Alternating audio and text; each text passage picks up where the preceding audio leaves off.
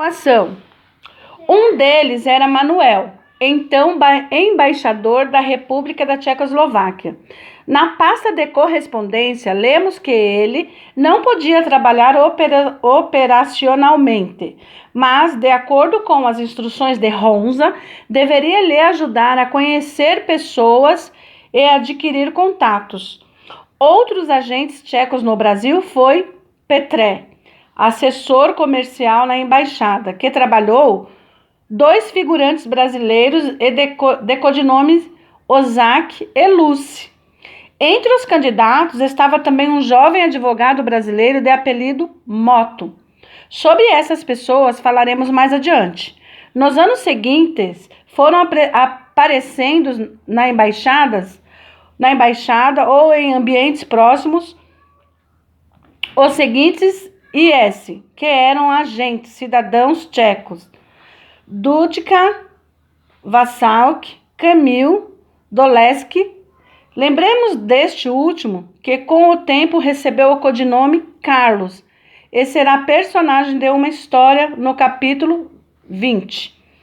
À primeira vista, pode parecer que Honza tinha à disposição uma potente rede de agentes, com a ajuda da qual rapidamente entrelaçaria todo o Brasil com a potente influência do Serviço de Inteligência Tchecoslovaco. Todo começo é sempre muito difícil. Os planos e tarefas ambiciosos da central em Praga eram uma coisa, mas o confronto com a realidade era outra. A rede de... vou respirar. Pessoal, voltei depois de uma sessão de espirro. Não correspondia. A rede de agentes, que parecia imponente, não correspondia nada com as suas reais possibilidades.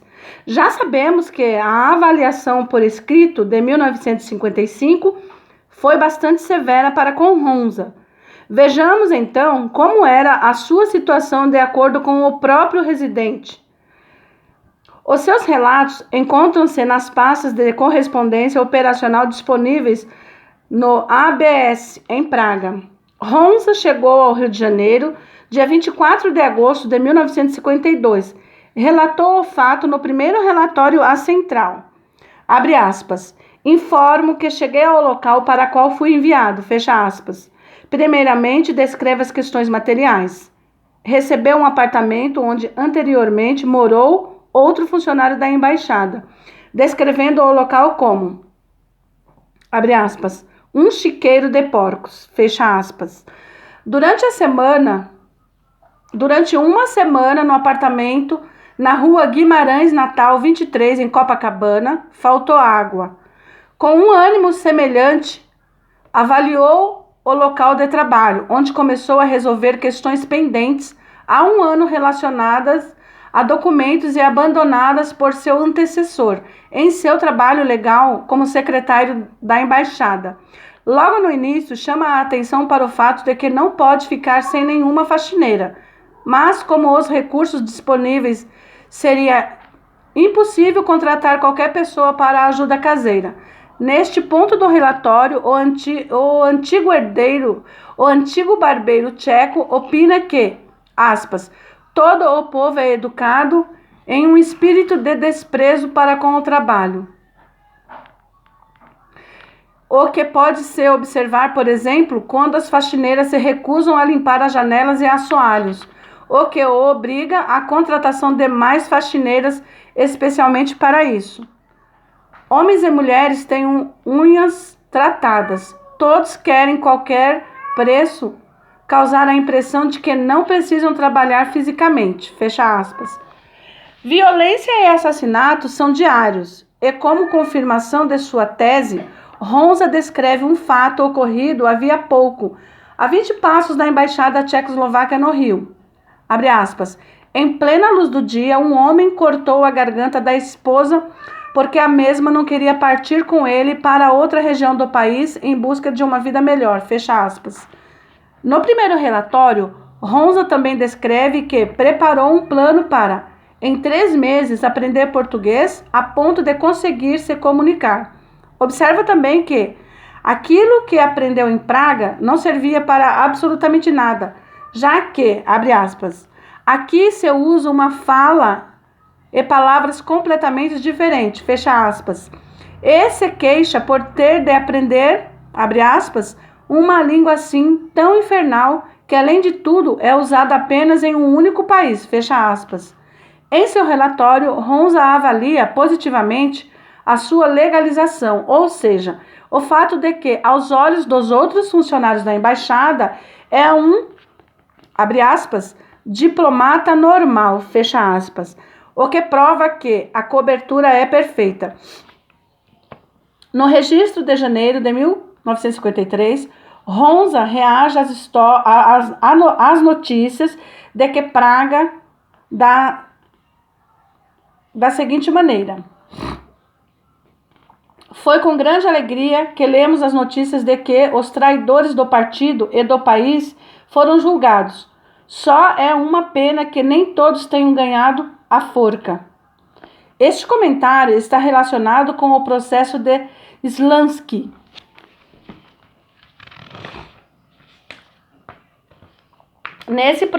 Nesse processo plantado contra um grupo de comunistas em novembro de 1952, foram decretadas 11 penas de morte e 3 penas perpétuas. Vale a pena citar a lista completa dos condenados e suas funções para dar ao leitor uma imagem do comunismo na Tchecoslováquia nos anos 50. Foram acusados e condenados Rudolf Slansky, secretário-geral da KSC, Vladimir Clements, ministro das Relações Exteriores, Otto Fischl, vice-ministro das Finanças, Josef Frank, suplente do secretário-geral do KSC, que é o Partido Comunista, Ludwig Fredka, da Chancelaria Presidencial, Bedvig Gender, chefe da seção internacional do Comitê Central do KSC, e Avro Raju, vice-ministro das Relações Exteriores, Evgen Lob, vice-ministro do Comércio Exterior, Arthur London, vice-ministro das Relações Exteriores, Rudolf Margolius, vice-ministro do Comércio Exterior, Bedis Recim, vice-ministro de Defesa, André Simone, redator do jornal partidário Rude Pravo, Otto Sling, funcionário de alta patente do KSC, e Karel Svab, vice-ministro do Interior, foram acusados de espionagem, trotskismo, titorismo, conspiração contra repúblicas e atividade subversiva, ou seja, tudo forjado, né? Nas atas de acusação foram descritos como inimigos do povo tchecoslovaco, sempre aquela coisa, inimigos do povo, e como traidores sionistas e burgueses nacionalistas. Todas as acusações eram falsas, de acordo com a verificação em tribunais e do partido em 1968, quando foram reabilitados, na maioria dos casos, infelizmente, pós-morte. Entretanto, no início de 1953, Honza desejou para todos eles a morte, lamentando que alguns tivessem recebido apenas prisão perpétua. Em janeiro, Honza reclama do calor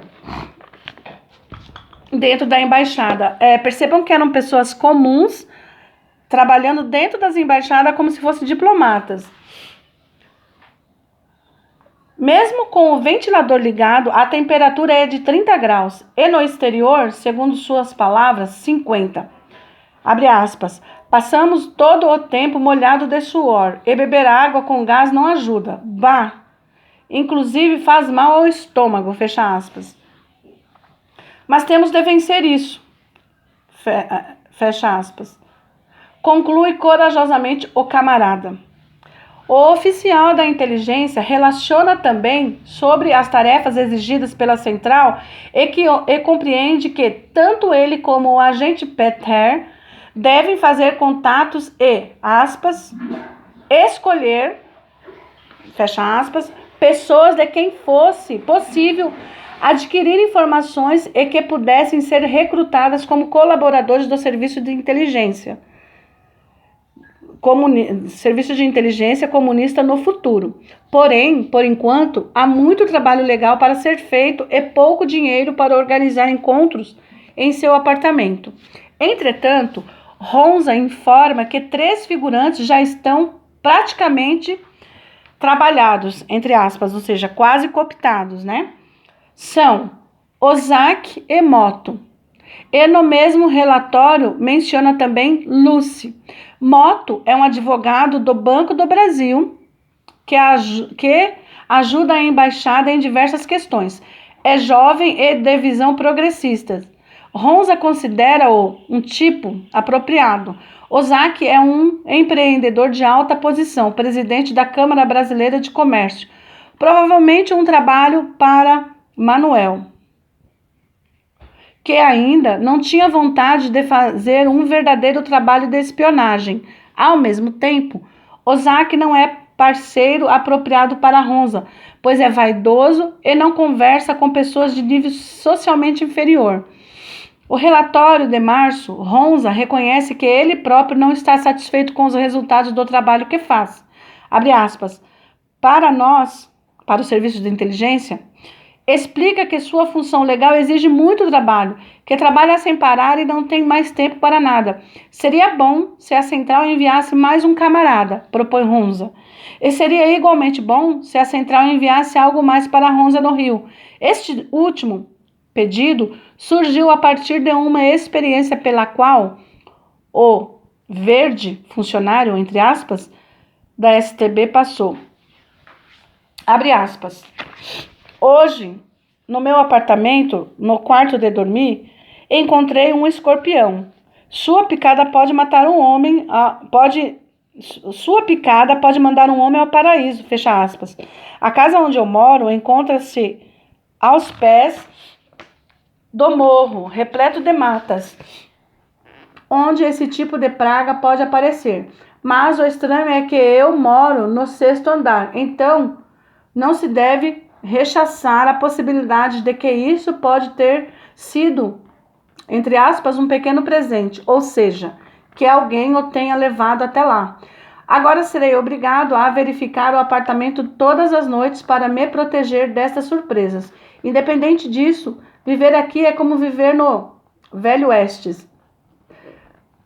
E para a segurança pessoal, seria bom ter uma pequena pistola, melhor se fosse de produção estrangeira, se possível. Gostaria de receber uma arma. Enfim, finaliza aqui o capítulo 4, pessoal. Então aqui já dá para vocês irem percebendo como que eles atuavam. E como isso, até hoje, interfere no que nós estamos vivendo no Brasil. Veja que isso acontece muito antes de 1964, o tal golpe, como eles descrevem, né? Como eu falei na apresentação, a Tchecoslováquia estava atuando aqui no Brasil, sendo um braço do Partido Comunista, ou seja, sendo um braço da União Soviética. Eles foram enviados para cá, muitas pessoas para atuar diretamente dentro da embaixada, pessoas que não eram nada e vinham trabalhar como diplomatas, ou às vezes até tinha cargo como esse, né, que era tenente, e veio e depois vai trabalhar como um barbeiro, um jornaleiro, para cooptar pessoas. Então foi desta forma que o nosso país foi inundado de comunistas. Foi dessa maneira que toda a estrutura do governo foi aparelhada, né? E eles se infiltraram na cultura. Como eu disse, vocês vão ver mais adiante que o Partido Comunista vai financiar um jornal. E aí, meu Deus, aí é tudo, né? Porque eles já estão entrando na estrutura governamental, cooptando pessoas, advogado, de qualquer tipo de pessoa, e vai ficar pior, né? Então é isso, pessoal, até mais.